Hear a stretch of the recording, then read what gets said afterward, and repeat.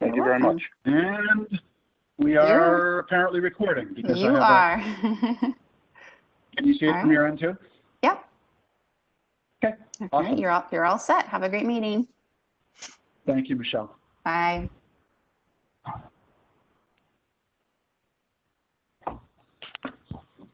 Okay, hi folks. This is the Affordable Housing Committee regular meeting for the month of July.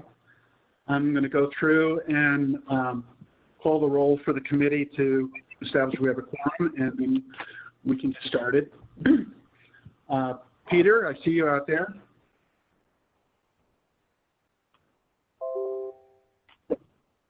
John Coughlin, I heard you on the phone. Yes. Jen, I phone. Tom, I thought I saw you, but I haven't heard from you yet. Are you out there?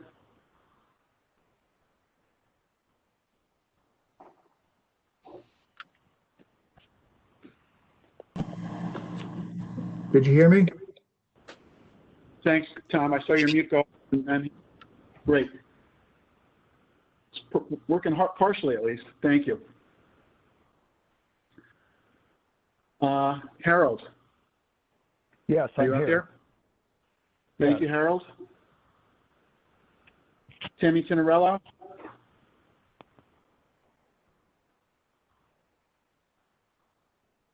Okay, sounds like that. Karen, I thought I heard you before. I'm here. Thank you, Karen. And John Zaccaro.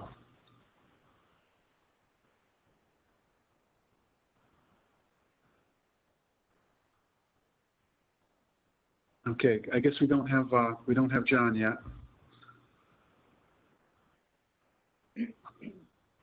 But we do have a quorum, so let's make a start. And this is being recorded, so anyone who wasn't able to join will be able to pick up on it later, even if they're not able to participate in the questions and the discussion. So we have one major item on our agenda today, and that is thank you, Peter, for inviting Amanda Blair, who's co-chair of the Open Space Commission, who is going to talk to us about the McCulloch property opportunity. And my suggestion for making this work is to let Amanda talk to us for a bit, and then when we're ready to enter more of a Q&A phase, like we did at the last meeting, I'll go around and call on people to ask questions. It'll be a little bit of a halting and less open discussion than we'd be able to have face-to-face, but I think it'll work out if we go more if I poll people for questions and have the discussion that way. And we can take it from there. So thank you very much, Amanda, for joining us. I know the committee has already expressed interest in the opportunity represented by the McCulloch property purchased by the Open Space Commission. And we're very much looking forward to hearing more. As we corresponded a little bit in setting up this meeting, the role of the Affordable Housing Committee established right now is more of an exploratory factor,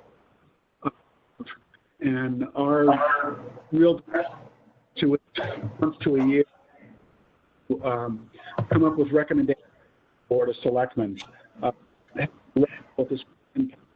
or projects, but we're charged with collecting information about a lot of information surrounding affordable housing in Old Lyme and coming up with recommendations in relatively short order.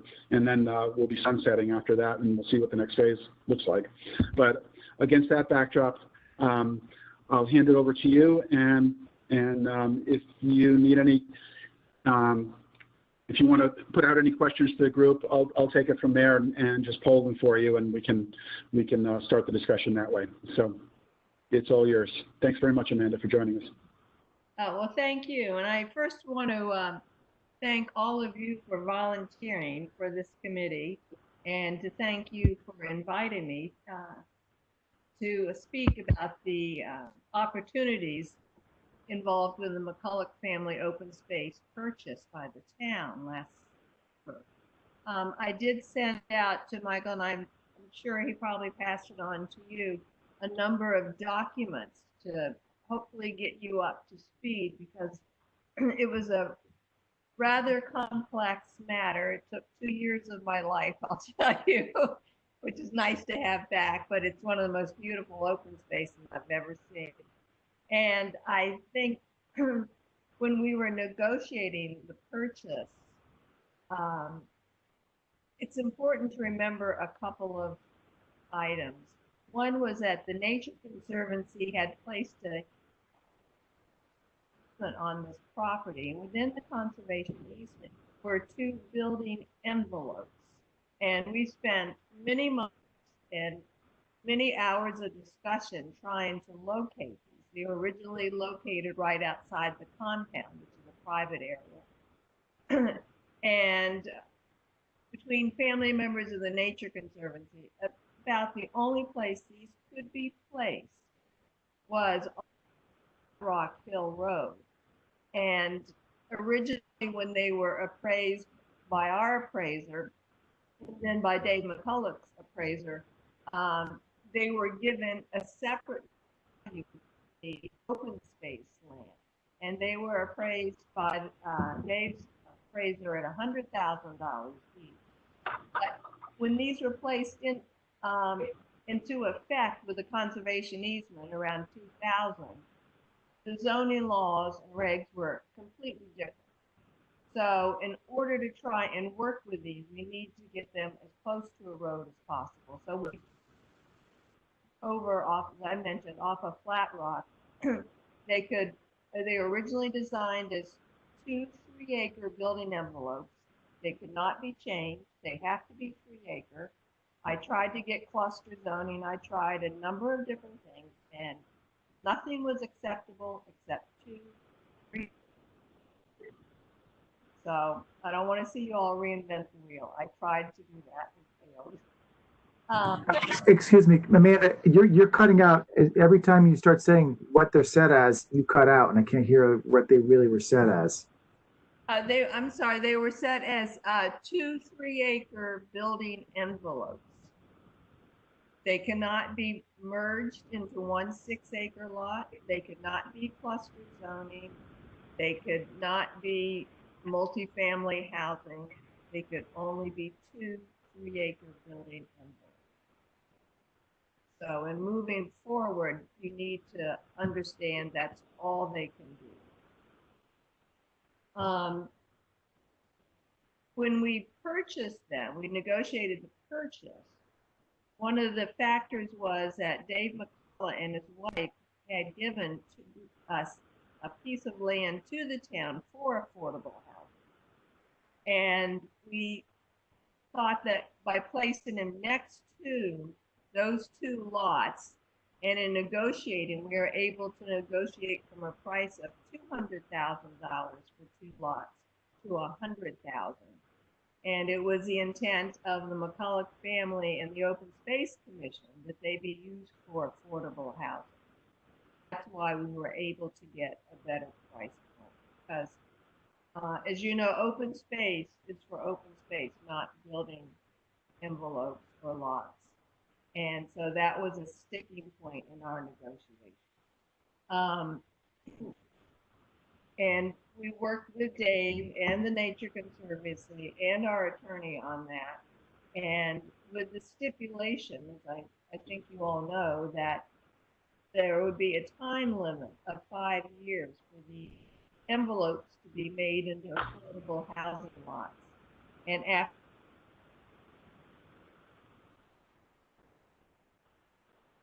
our open space property, if they were done, whoever developed these would have to reimburse the open space acquisition fund, the $100,000 for them. I set out a little bit of a history. I set out the conservation easement restrictions, which are less severe, but are will of these building envelopes. I sent out copies of the deeds from Dave McCulloch to the town with a restriction on his original 2 lots if they were for affordable housing. And I think I also sent out all the maps showing the previous subdivision and then our surveyor's map showing where the two envelopes are. And I think the last document I sent to Michael was my summary that says, okay, now the town owns these two building envelopes. Where do we go from there? How do we make these building lots? And I laid out some of the problems that our commission faced in trying to carry them forward. When I did my presentation to the Board of Selectmen and Board of Finance and all the others, enthusiastically received that the two lots would be used for affordable housing. And some of the selectmen wanted to write a check right there for the $100,000. That's up to the next commission, the next committee that forms that. But there is that $100,000 price tag on this. And it just, I think everything I've said kind of sums it up. And maybe it would be better to open it up. Michael, what do you think? Is there a question? I don't know if your committee has reviewed the documents that I sent. Thanks, Amanda. Let me just do a quick check to make sure that everybody received those documents. I, of course, did, and read them with great interest, Amanda. And I do have a couple of questions, but let me just check. Peter, do you have the documents? Yes. Thank you. John Coughlin?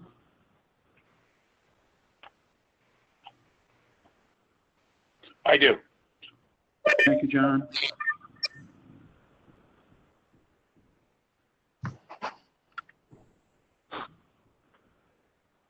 You're probably going to need to unmute, John.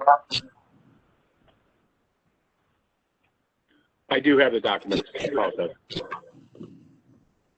Okay, who was that? John Coughlin.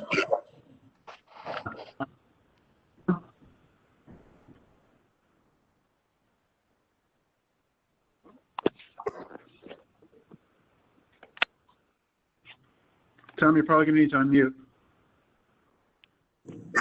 I didn't hear you call my name, but yes, I have the documents. Thank you, Tom. And Harold? Yes, I have the documents. Thank you. And Karen, I believe you do, yes? I do. Okay, great. Thanks for indulging that. I just want to make sure we're all level set on the information.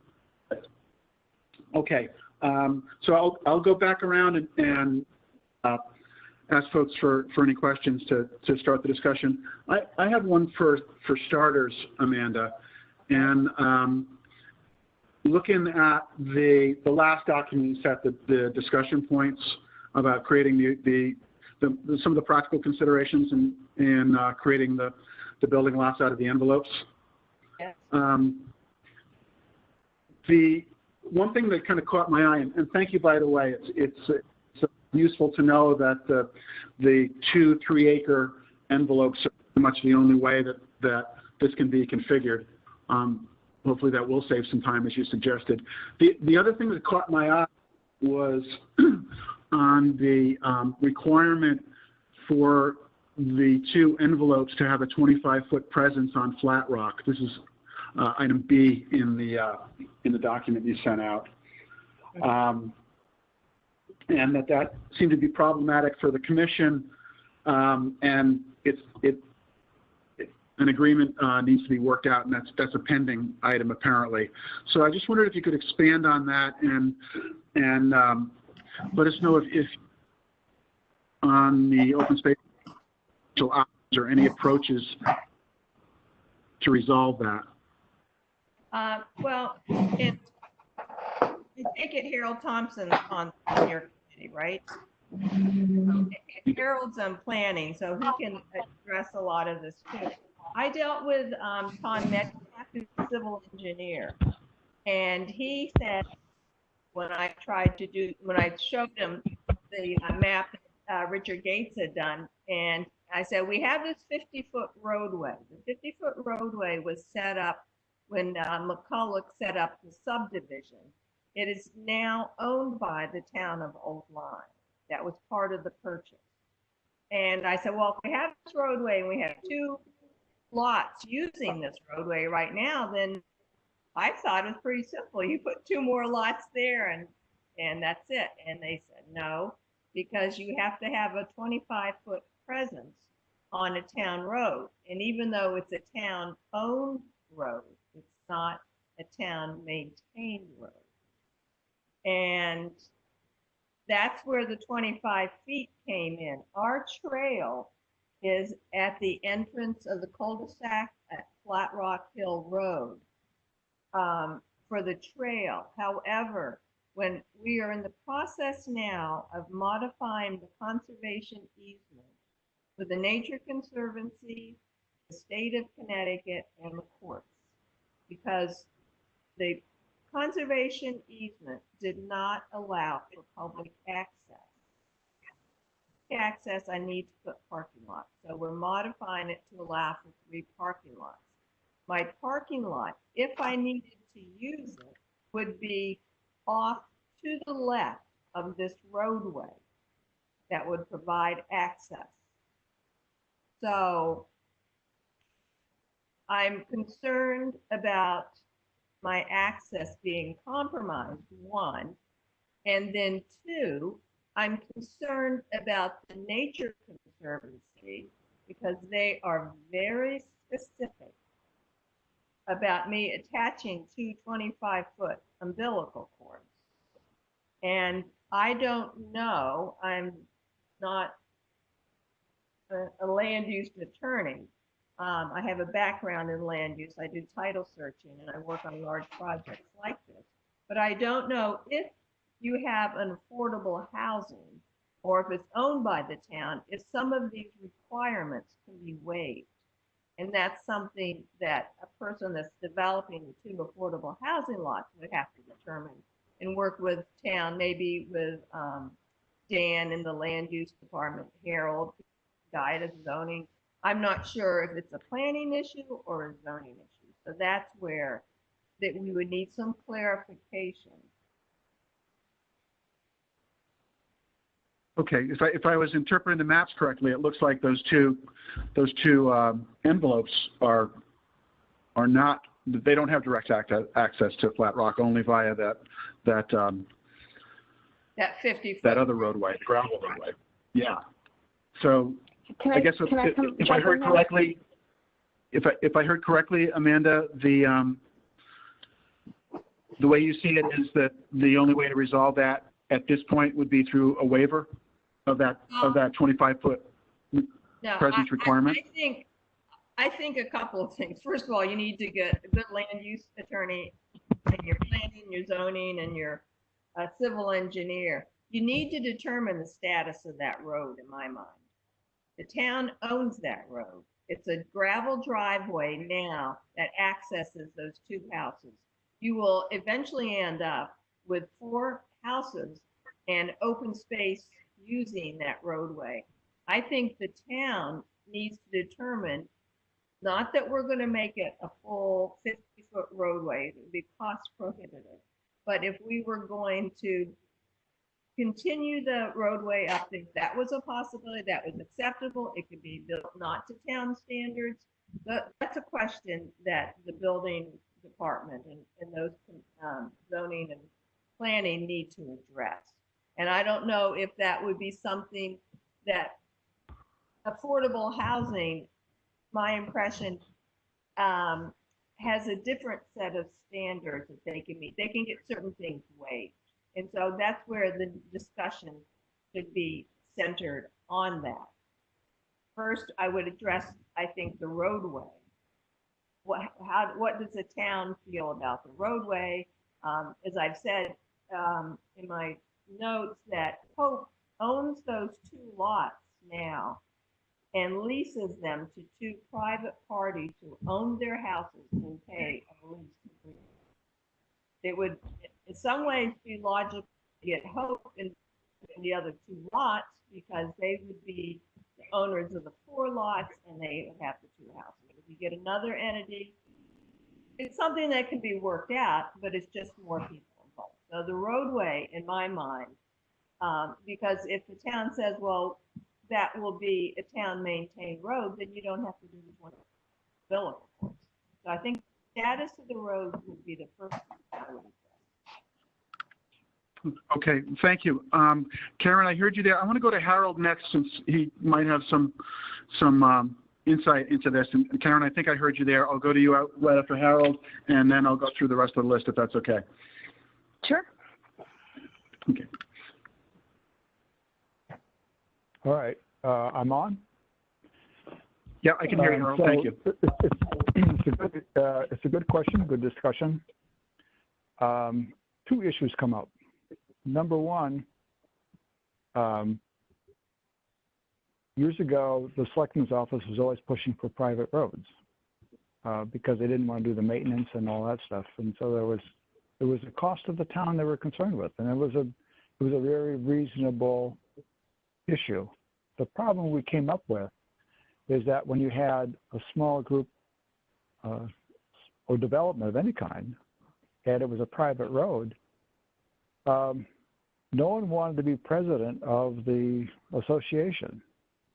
And then after the first generation of people moved in and moved out, and the second generation were in there, the road needs repair. And all of a sudden, there's talking about, well, we pay taxes, and we do all this, and we spend all this much money, and how come the town's not taking care of our road?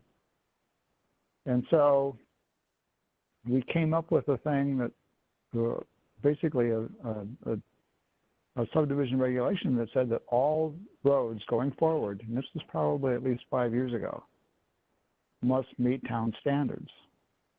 Because more often than not, there's a public meeting and the people coming in and say, we pay the same amount of taxes as everybody else, and we need to have the town maintain our road. It's a very logical argument. They're paying taxes and they're not, and the developers put in a substandard road, to save money, obviously. And so that pushed that regulation. However, there's a section in the regulations, I think it's 6.4.5, that talks about the fact that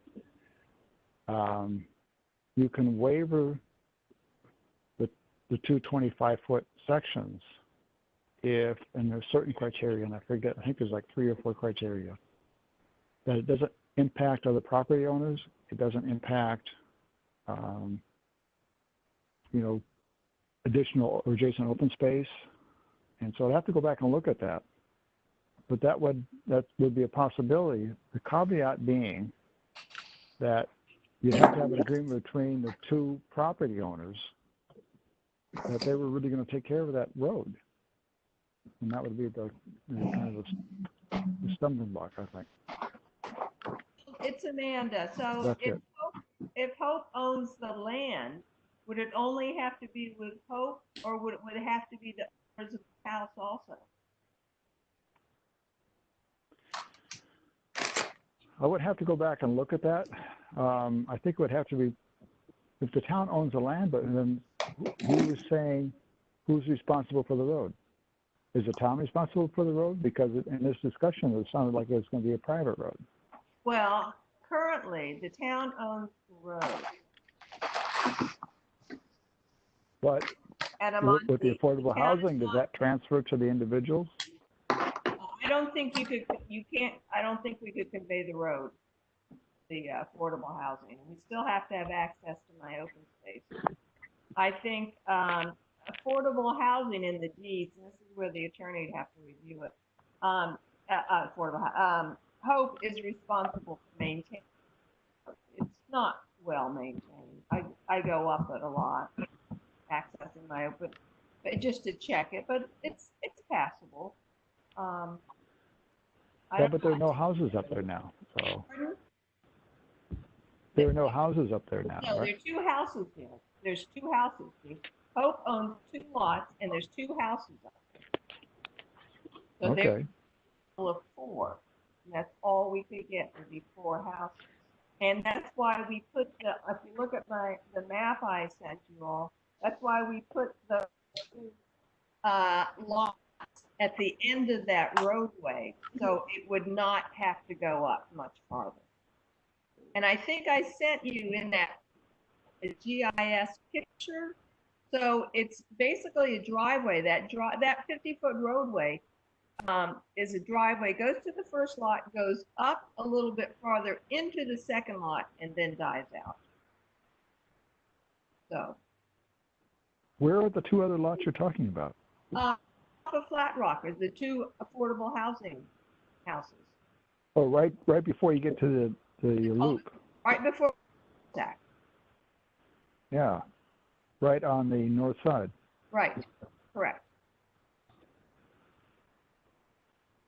Hope owns the land. The two people, the two families built houses. They own the houses. They pay a lease agreement, a lease.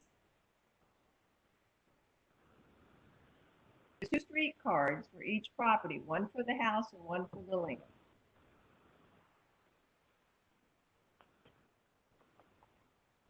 All right. So, I mean, we'll have to look into that in a little bit more detail. I think so. I think to me that's the big stumbling block right here is, and we've already kind of on the hook for 2 of them. So, and it would only be 4.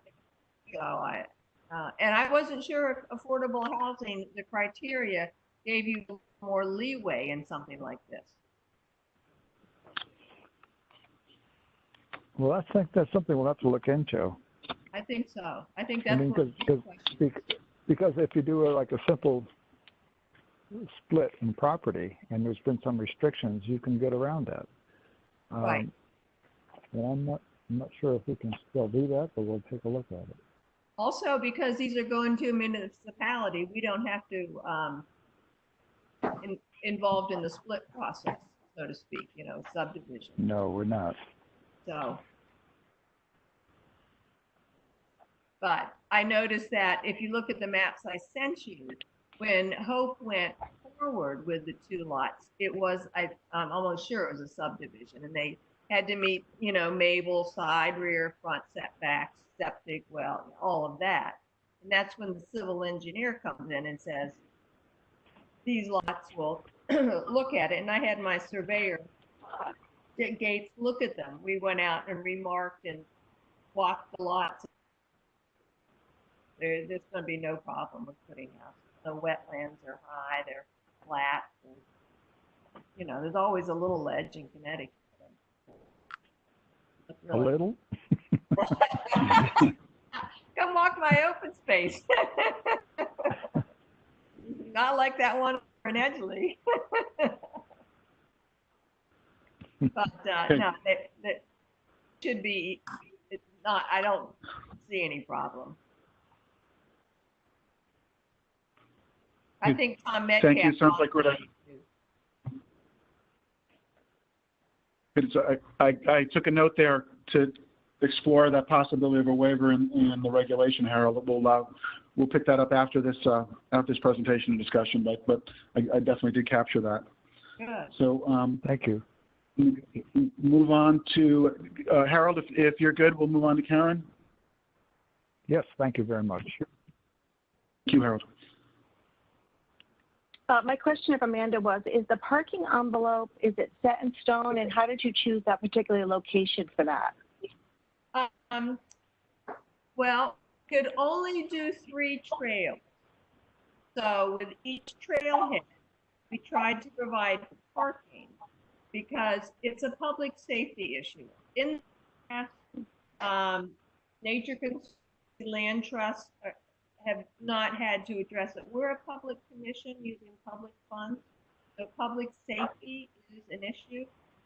At this point, we've been granted permission by the town to use the cul-de-sac, but down the road, in preparing the modification of the conservation easement, we located a parking area and we put approximate on it. So that it could be there. There's no other place. When you come up that roadway, there's major wetlands, there's culvert piping and everything. So I have to get up the roadway and before the first house, take a left and it will start to follow our trail. There's a beautiful wood road there. There's a major break in the stone wall. It's a wood road that's been used before for access. And right there is a place for 6 to 8 cars. Thank you. Thank you. Thanks, Karen. John Coughlin? So, quick question. So, basically, it's does anyone know if, I mean, this was done in 1994. Do we know that will be approved, or has it been run by the building officials? I'm not sure I understand what was done in 1994. The prints I have. The subdivision of the first lot? Subdivision approval. Okay, the subdivision approval of the first lot's a done deal. Those are done, those are built, they're moved in. My survey that was recorded with the McCulloch documents, there are 21 documents. It took us 3 hours to close and record. I had to show where the 2 building envelopes were located because a conservation easement had to show that they were being moved and they were granting permission for that. Great. So they're still within the 5-year window? So, yes. So from the date of closing, which was September 3rd, 2019, that's when that target date. Okay. Wonderful. Thank you so much. Okay. Thanks, John. Go on to Tom Mortoliva. So I'm looking at, there's an awful lot of pictures of the land, and the building lots, are they set where the locations they are, how they're separated out, or is it just one big parcel? I think you tried to explain that. I might have missed it. But I'm looking at one picture, it looks like the land is separated one way, and then another picture, it's another way. So my question is, if you're coming up that long driveway, is the plan to have the driveway come and have one lot to the left and one to the right, or have both lots off to the right? No, one to the left, one to the right, so there's less of a roadway. If you look at the GIS map, because it does not exist on the GIS system reflects regular, current mapping. It would be at the end of that second lot, and then it would be divided right and left. It's shown on the map that I sent you that shows where the building envelopes go. One's a rectangle and one's more tall and thin because we had to do 3 acres. And we followed the contours of the wall and ended it at the driveway. If you look at that original subdivision map, where that roadway or driveway ends, where these lots start. Okay, that's fine. And so then the rock wall, it appears it's a pretty lengthy rock wall. That you're going to use that as a boundary for the property on the left, it looks like. Well, it will have these lots, open space land on the north. There's additional open space land on the north, and they will have open space land on the west. So it will be encompassed by open space. From a resale point of view, open space always enhances or raises the price of a house. It's a good feature. Makes it more valuable.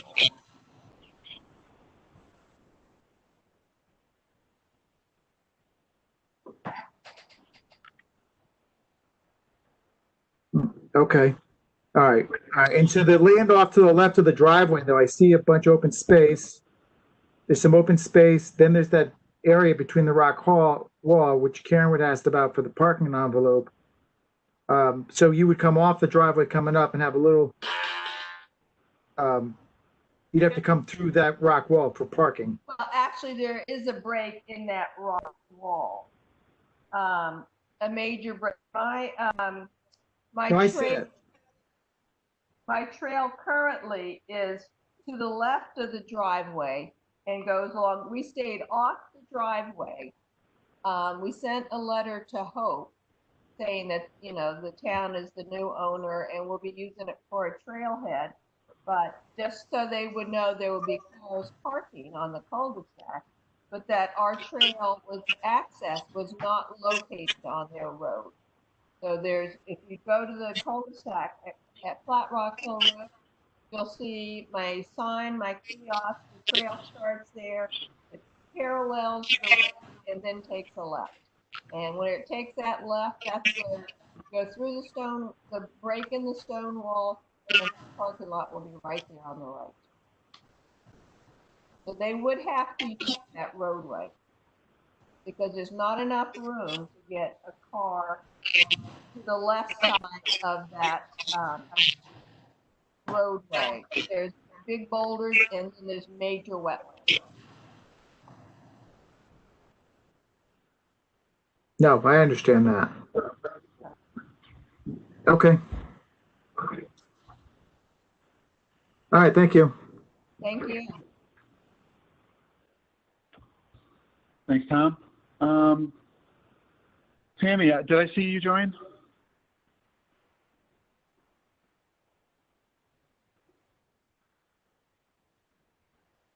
You'll need to unmute, Tammy, if you're there. I'm here. There's usually background noise. I just put myself on mute. That's good. Everybody should. Thank you. Good practice.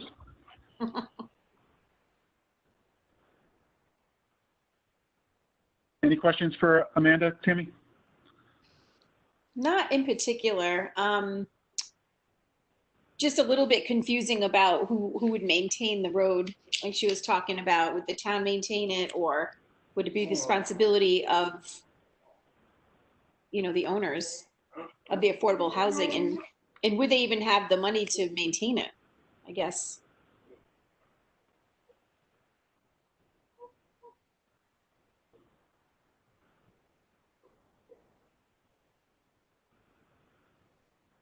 I think that's something that you're going to have to explore.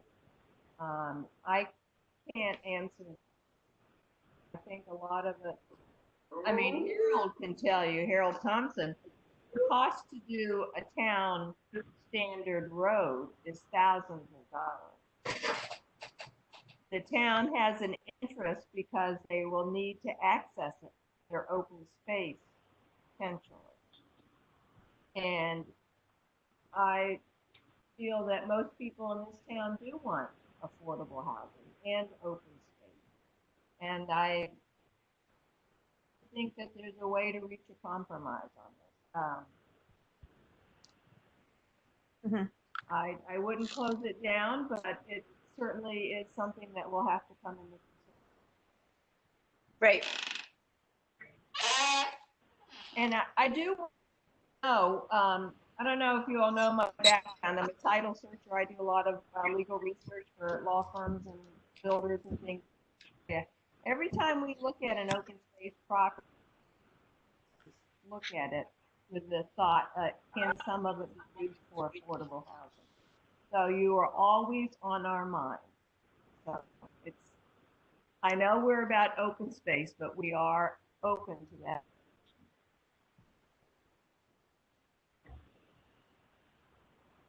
Okay. What's that, Tammy? No, that was really my only question for now. Okay. Very good. Excuse me. Excuse me, this is Harold. Just Go ahead, a Harold. comment.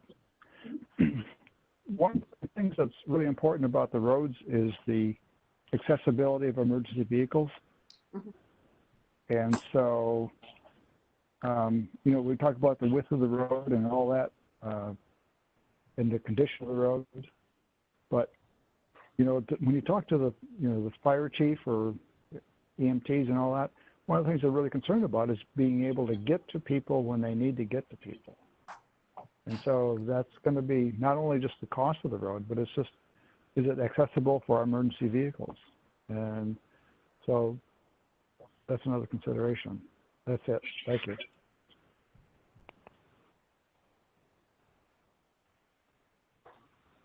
That's a good point, Harold. Thank you, Harold. So this is Tom Mortaliva. So with the thought be that it's a town road, and then the the nature conservatory property, open space property, we need access to that road. So are they expecting the town or affordable housing to have to maintain that? I mean, that's the $1 million question. Is that where we're at? So right now, those roads are being maintained by one of the homeowners, the first home on the right. I believe he has a tractor. I think he's the one who's clearing it. Well, I think responsibility was supposed to be Hope's in the deeds. There is some language for that. So I don't know if you've gotten to the question of, approaching which approach groups and to see if like Hope or Habitat, to see if they're interested in affordable housing in Old Lyme and developing, or if you're just trying to work on the concept.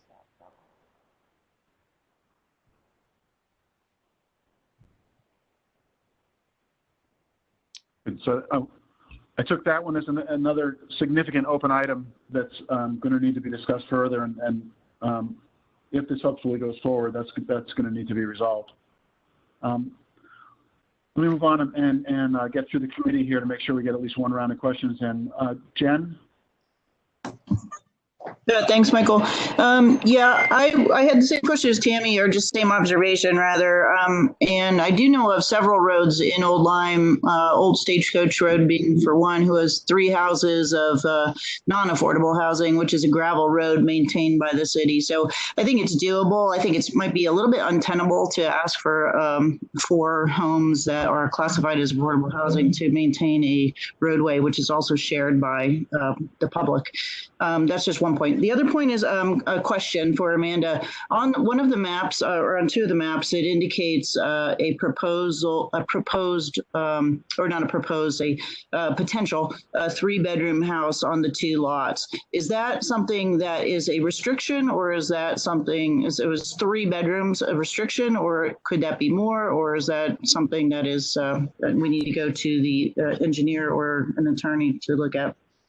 I think the first 2 lots that were built, and usually they have to show a Mabel, rear front setbacks, what they can do with the septic, where the well. So that's what they do when they get the approval for a subdivision. That's more of a Harold question. But those were the first 2 houses. There's nothing in terms of size or anything on it. I think the conservation easement restrictions that I sent you from the Nature Conservancy concern more of invasive plants, no bugs, driveways, things like that. But there's nothing the size or auxiliary buildings, things like that, which really doesn't come into play for affordable housing. Okay, thank you, Amanda. And I just didn't note, just the distinction there is that there's no multifamily or duplex allowances there. That was a covenant from the McCullough family. No. Oh, no? Okay. That was the Nature Conservancy. Said were 2 3-acre building envelopes, because they were originally reserved by the family in case they wanted to build another house. So that's what they put in there. The Nature Conservancy said, we will allow you to do this. When they transferred the property, sold the property to the town of Old Lyme, that's how they had to come. I'm sorry. I mean, so can it be a multifamily or no? No. No. Okay. 3-acre building lots. That's it. Okay. That's it. And they can't be 2.5. They can't be, that's 3 acres. Okay. Adamant about that. I'm still stuck on the road. I just think that the road issue needs to be, no, well, because, you know, I live down Whippoorwill in the Ames property, and we have 4 lots for sale. And when we bought this property, we were told it gets split by everybody, which is only us and Mr. Ames. However, I will tell you, for the past 8 or 9 years, we maintain the road. It is a huge expense. We have potholes, we have to trim trees, we have to plow it. It's a nightmare. It's a huge, and then there's open space at the end of it, which But we don't have the right to use that road. who doesn't? Open space. No, I know. I'm just saying though, as far as an expense goes, I mean, if it's affordable housing and we're counting on these people to be able to maintain it, I don't see that I don't think that would work. It's a big expense to split. I agree. I agree. 100%. So I mean, I would wonder if the town would maintain it. I mean, that would be the best solution. Could somebody clarify what the town standards are for a road? That's a Harold question. And a lot of money. We only have an hour left. Yeah, thank you very So we much. only have 40 minutes left.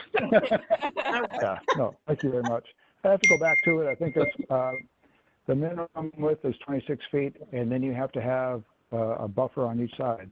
So by and large, it's about a 50-foot wide road. And Harold, But that's for a paved road, isn't it? Because the gravel road at Old Stagecoach is definitely not that. old steak.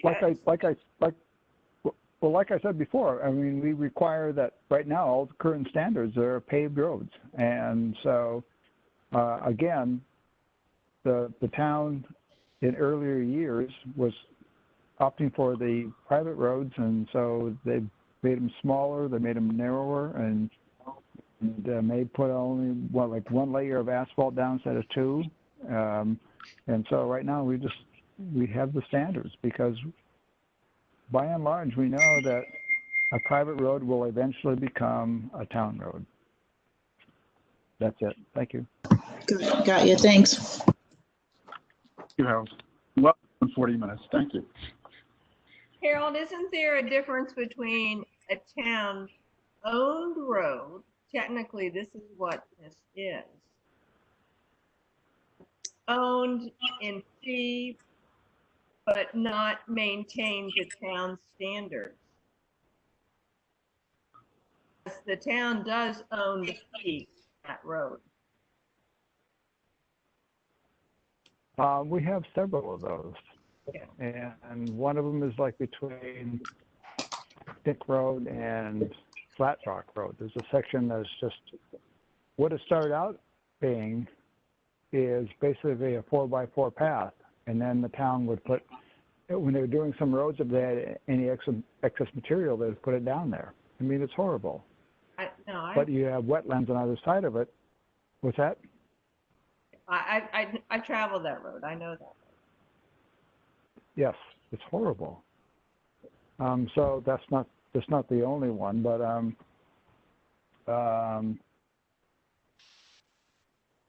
I've titled enough on Cedar Hollow. we need to figure out the road. We need to figure out the road. Absolutely. And I think one thought is, since the potential for the public to be on that road might carry some weight, because it is being approved for an access point for one of our trails in a parking lot by the Attorney General and the Nature Conservancy. That's a good point, because currently right now that's only being used by the 2 homeowners. Right. Right. That's why we're parking in the cul-de-sac. But if at some point that becomes a problem, we're going to have the open space commission is going to come to. Like I said, we did write a letter to Hope and told them in open space we're parking at the end of the cul-de-sac, ask them to notify their homeowners, but we marked our trail and marked the roadway and everything as private property to keep people off of it, and onto our trails.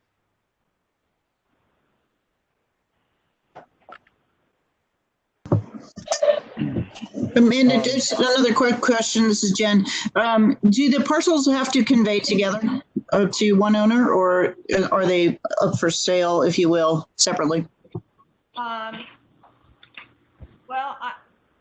I think that's more of a legal question. They are exempt.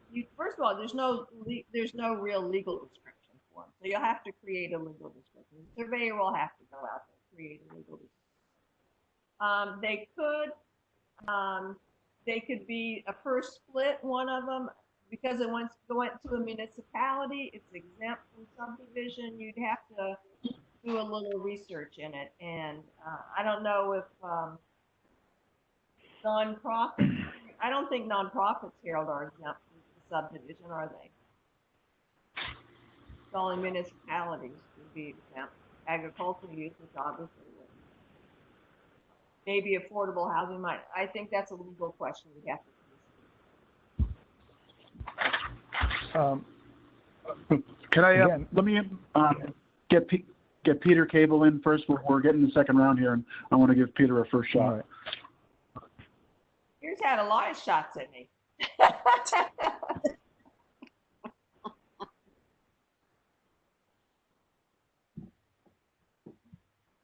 Peter, you still with us?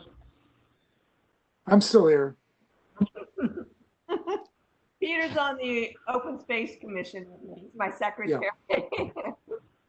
I knew that. That's why I held Peter for last, but I don't want to ignore him as part of the committee. So, Peter, if you have any questions or comments you'd like to offer, No, I want to make sure you get them. Neither. No questions, no comments. Very good. Thank you, Peter, and thank you for making the arrangements to have Amanda join us. Yes. Really appreciate that. Okay. Who was it that was jumping in before? Went to Peter. Sorry? Someone had a question when I went to you, Peter, that I put on hold for a sec. Who was that? Was that Tom? It was not me.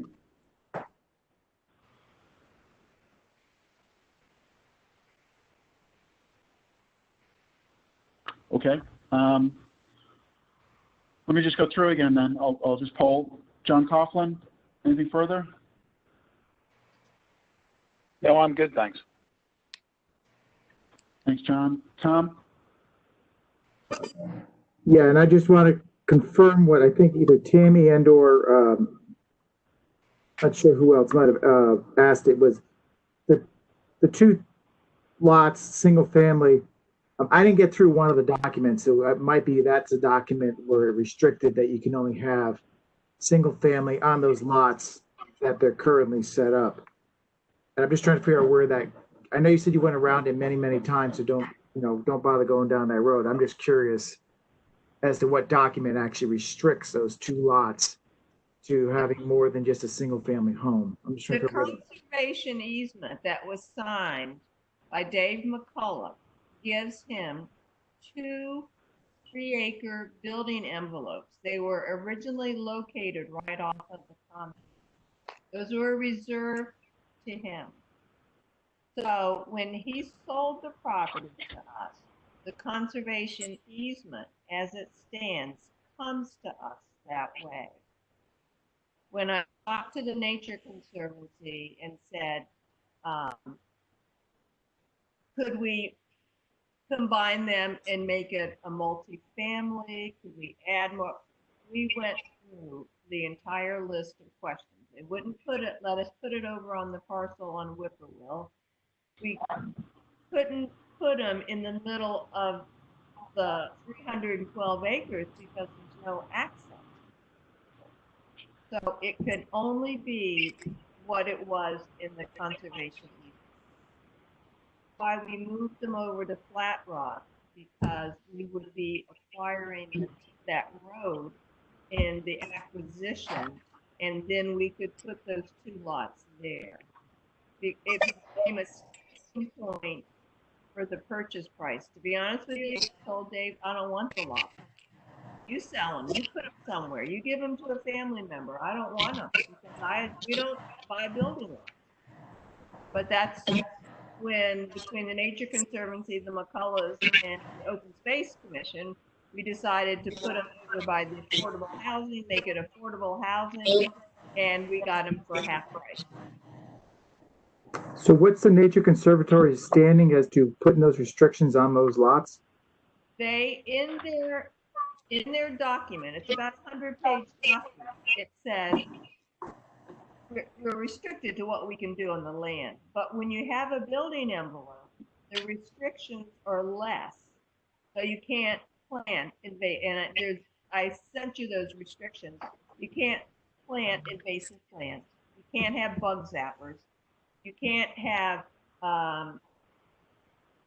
auxiliary buildings. No, I get all that. I'm just trying to figure out what they're, on those 2 lots, if they're going to be separate lots and they're going to be broken up. The Nature Conservatory, are they the ones who basically paid for this land? Is that why they get to tell you what we can do with it?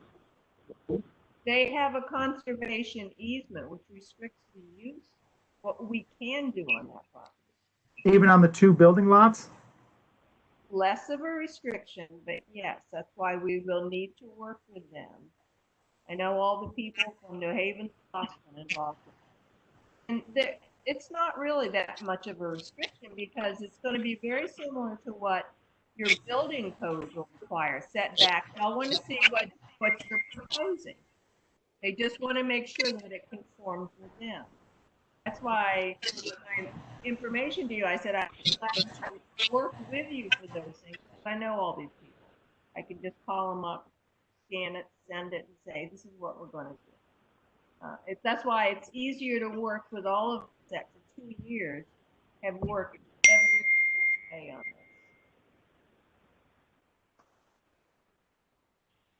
this. Good, Tom?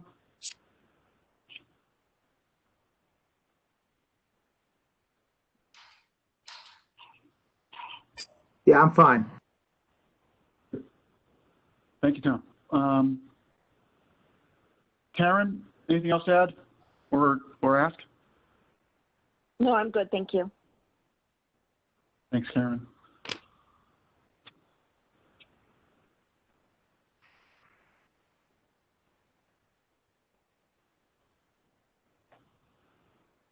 think you're still muted, Tammy.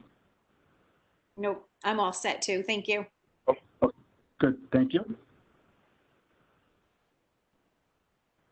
Jen? I'm good on this, Michael. Just, yeah, eager to see what the next steps are. Thanks. Thanks, Jen. And Harold? Hi, a couple things. I wouldn't be too concerned about the 3-bedroom versus the 2-bedroom. I mean, especially after World War II, there were a lot of capes that were built with a bedroom on the first floor, and the second floor was unfinished. And so as the family evolved, the second floor became 2 or 3 bedrooms. And so I don't see a big problem with that. When you look at the Nature Conservancy, some of the restrictions seem to be a little bit stringent. Like even with bug zappers, I don't get that. Well, I mean, if you're trying to sit on a porch and you like having, tea after dinner and you can't sit out there because of the bugs are going, it's a losing battle. So, but also, it also goes to Section 5.2 on access to reserved residential areas, stating that the grantor reserves the right to construct, improve, and maintain private driveways in order to provide a private road and right-of-way to the permitted dwelling units. So if it's supposed to be private, then it either falls under Hope or the people buying those lots, if I understand it correctly. And this is maybe where we need to get the legal beagles in and sort this thing out.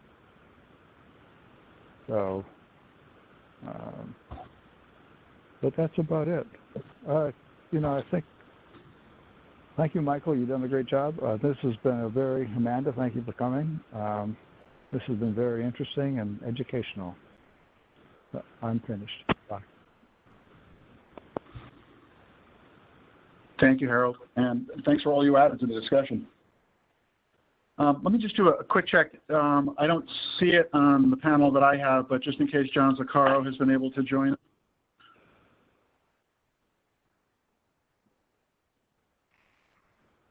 Okay, I'm not hearing that he has, and I don't see him online either. So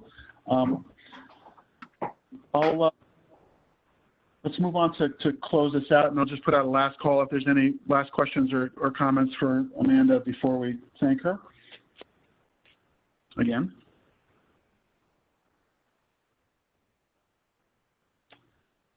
Okay, hearing none. Thank you very much, Amanda. This has been really enlightening, and I know, at least in my notes, I see a couple of fairly significant areas that need to be resolved yet.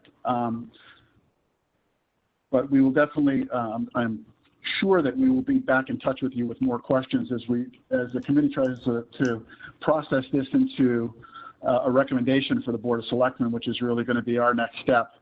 And for the committee, I'll say I think we're going to want to keep this on the agenda for our next meeting as we digest what we heard today and start thinking about that recommendation of the Board of Selectmen. My sense is that with a 5-year clock ticking and almost one of those years already gone by, we're going to want to move a recommendation on this potentially before we finish all of our deliberations. So I'll be putting that on the agenda for our next regular meeting, I think, to follow up on this. So again, thanks, Amanda. We have a little bit more business to do in the committee, but here. Thank you Say again? all. Good luck. Bye. Bye.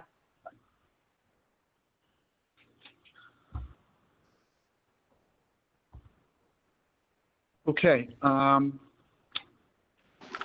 So next up on the agenda that we have, I was going to try and end this by 6:30. We're running a little bit over. Just wanted to see if there was any other business or matters arising that we need to take care of. And I'll just do a quick poll. So, John, anything from you? I'm fine. Thank you. Thanks. Tom? I'm all set. Thanks. Harold? Oh, I'm fine. I think you've done a great job, Michael. Thank you. Great. Thanks, Harold. I think more to do yet. Tammy, any other business to deal with today? No, I think that's it for today. Just that the housing Karen? is very slim pickings right now. There's very little housing available to anybody, let alone, affordable. So I'm hoping we can come up with something sooner than later. Get something going. Interesting times. Karen? I'm good, thank you. Okay. Peter? I'm good. Thank you, Peter. And Jen? All set, Michael, thanks. Very good. Thanks, everyone, for the good discussion. Just looking forward, we have a regular meeting scheduled for August the 27th, I believe. More than considering, I'm likely to try to call a special meeting between now and then so that we can keep things moving through the summer and maybe catch up on some of the time we lost while things were shut down hard in the spring before we had this capability to do the electronic meetings. So keep an eye on. I know I'm barraging you with email, but please keep your eye on the email because we may go for a special meeting between now and our next regular meeting, just to cover some more ground. Hey, Michael, I thought I read somewhere that you were calling a meeting for like the first week of August. That was ability on that. It was a proposed date, Tom. I had, but I'm likely to do that. Looks like we. Okay.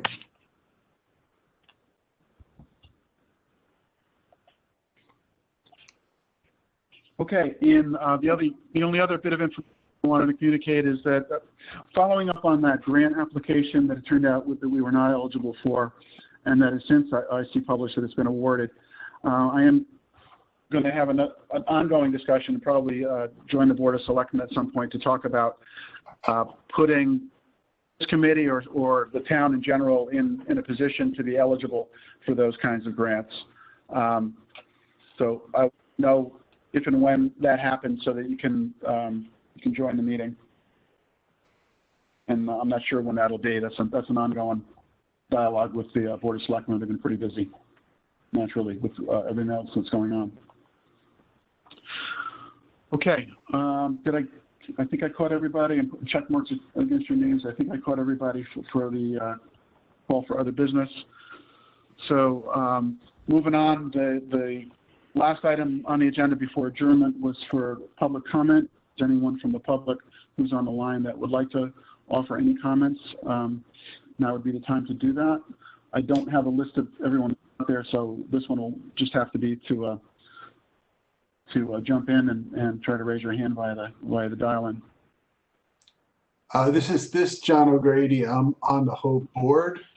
Dave Carswell, who's the president of Hope, just asked me to sit in because he had another meeting. So I'm just listening and taking notes.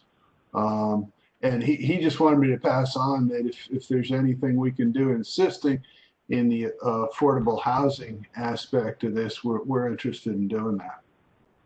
And I did make a note of, I think Amanda mentioned as to whose responsibility that private driveway road was. So I did make a note to check to see what Hope's responsibility in that is.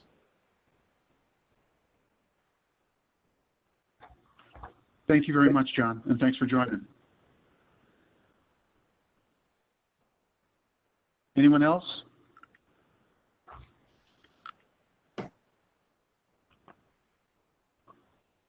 Okay, hearing none, that concludes the agenda we published. So at this point, I'll look for a motion to adjourn.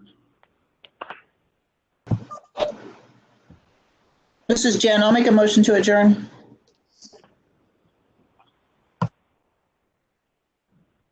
And a second? This is Harold. I second it.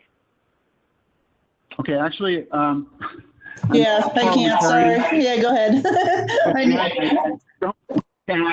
I'm really sorry about that because I really don't want anybody to feel like they don't have full participation in this. But we're going to need Harold. Will you upgrade your second? Yes, I'll upgrade my second to make the motion. Okay. And Tom Ortolini will second it. Tom, thank you. Any discussion?